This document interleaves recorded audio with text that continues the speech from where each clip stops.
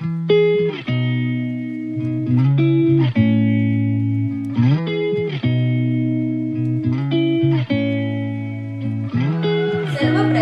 तुम्हा सर्वांना वट पौर्णिमेच्या खूप खूप शुभेच्छा।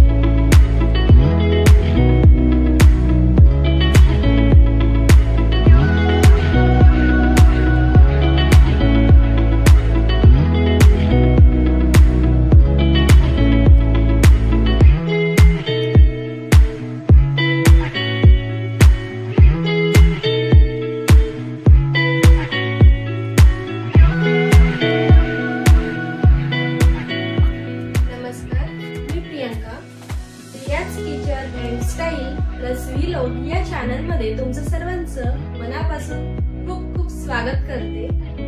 आज आहे वटपौर्णिमा आणि महाराष्ट्रामध्ये वटपौर्णिमा खूप मोठ्या उत्साहाने साजरी केली जाते। पण आज मी यूके मध्ये आहे, तर यूके मध्ये मला कुठल्या वडाच्या झाडाजवळ जाऊन पूजा करणं हे पॉसिबल झालं नाहीये आणि माझ्या आजूबाजूला सुद्धा कुठे वडाचं झाड नाहीये। तर मी आज घरच्या घरीच वडाची पूजा करणार आहे आणि ती कशी केली आहे, त्यासाठी काय तयारी केली आहे ते मी ह्या व्हिडिओ मध्ये तुम्हाला सांगणार आहे। तुम्ही इथे पाहू शकतात, मी इथे एक वडाचं ड्रॉइंग काढलेलं आहे आणि माझ्या मुलांची एक बकेट होती, त्यामध्ये मी हे ड्रॉइंग काढून तिथे लावलेलं आहे। माझं ड्रॉइंग एवढं खास नाहीये, पण तरी मी ट्राय केलेलं आहे। आता ह्या वडाच्या झाडाची पूजा मी करणार आहे। तर या ठिकाणी मी इथे एक पूजेचं ताट तयार केलेलं आहे आणि मी यामध्ये आता वडाच्या झाडाला सर्वप्रथम मी हळदी कुंकू आणि तांदूळ वाहणार आहे।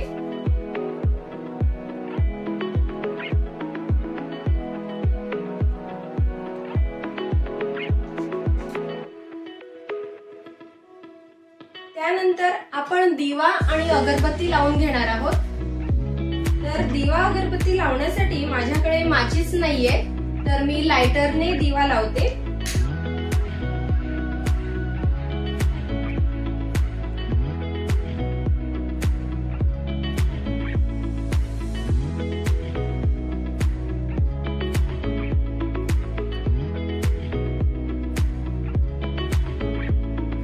तसंच आपण आता वडाच्या झाडाला ओवाळून घेणार आहोत।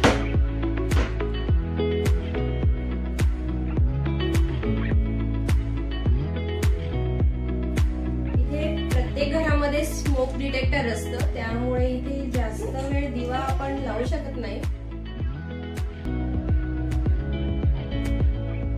आणि आता माझ्याकडे मी हे फुलं आणलेले आहेत। हे फुलं मी आता वडाच्या झाडाला वाहून देते।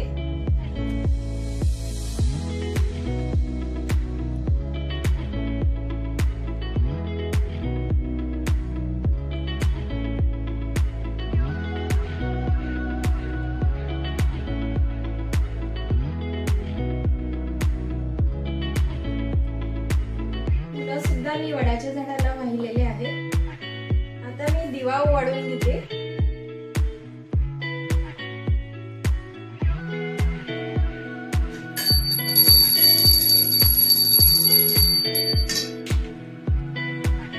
आता एक फ्रुट्स ठेवायचं म्हणून माझ्याकडे इथे एक आंबा आहे, तो आंबा मी वडाच्या झाडाजवळ ठेवते। आणि उपवास संध्याकाळी सोडणार आहे, त्यासाठी मी संध्याकाळी स्वयंपाक करेल। तर मी नैवेद्य म्हणून वडाच्या झाडाला गुड आणि खोबऱ्याचं नैवेद्य दाखवते।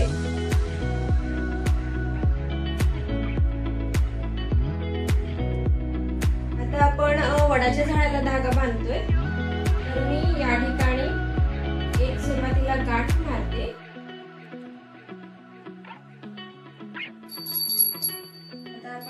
मी फेऱ्या मारून घेणार आहे। इंडियामध्ये असं म्हटलं जातं, भारतामध्ये, की 7 जन्म हाच नवरा मिळावा, म्हणून हे व्रत केलं जातं। आता 7 फेऱ्या मी मारून घेते।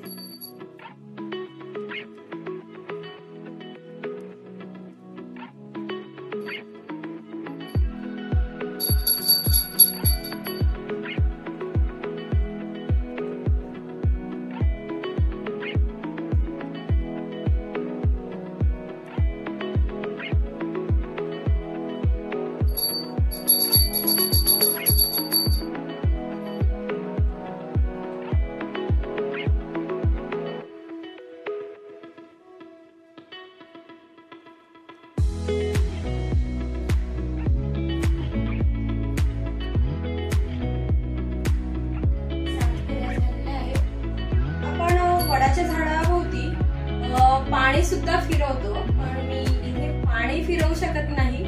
त्यासाठी मी इथे एका तांब्यामध्ये पाणी घेतलेलं आहे, पण आता मी हे पाणी एका प्लेट मध्ये सोडून देते।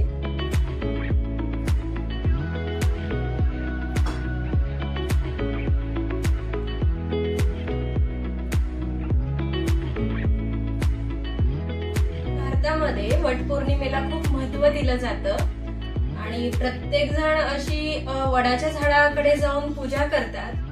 पण आता मला शक्य नव्हतं म्हणून मी या पद्धतीने पूजा केली आहे।